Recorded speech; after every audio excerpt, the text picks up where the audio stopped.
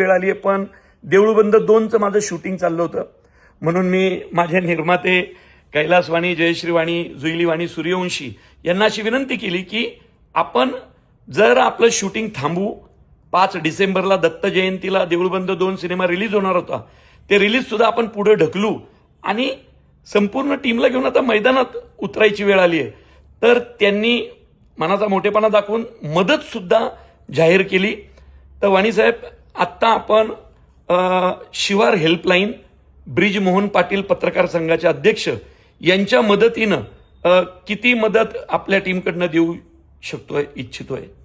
आपण आता सुरुवातीला 11 लाख रुपये आपण जाहीर करत आहोत, ज्याच्यामध्ये मुलींचे शिक्षण किंवा त्यांच्या खाण्यापिण्याची काही व्यवस्था करता येईल, त्यांचे मेसचं काही आपल्याला व्यवस्था करता येईल, किंवा जे मुलं बाहेरगावी शिकत असेल, पुणे मुंबई शिकत असेल, MPSC UP असेल, स्पर्धा परीक्षा असेल, ज्यांचं एज्युकेशन चालू आहे, मुलांचं चालू आहे, त्यांचे काही फीचा प्रश्न असेल किंवा त्यांच्या खाण्यापिण्याचा प्रश्न आपण सोडवण्याचा प्रयत्न करू. पप्पा, काय?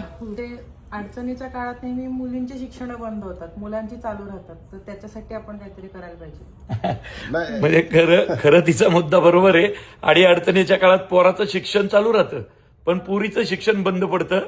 तर जुईली, यू आर राईट. शेवटी आर्किटेक्ट आहे ती बरोबर, तिने तिचा महिला मंडळाचा मुद्दा मांडलाय. तर अशा मुलींच्या शिक्षणासाठी पण आपण करू शकतोय. वाणी नाही, आपण 100% करणार आहे. कुठेही कोणावरही तशी परिस्थिती आपण येऊ देणार नाहीये. आमचं वाणी चेंबर ऑफ कॉमर्स, आमचं वाणी समाज महाराष्ट्र, जिथं बऱ्याच ठिकाणी आहेत, तर कुठेही कुठल्याही गावामध्ये किंवा आमचा समाज आहे, तर त्यांच्या वतीने, आपल्या देऊळबंद टीमच्या वतीने, आपण सर्वांच्या वतीने हा एक खारीचा वाटा आहे. सर्वांना आव्हान करतो की मुलींचे शिक्षण हे व्हायला पाहिजे.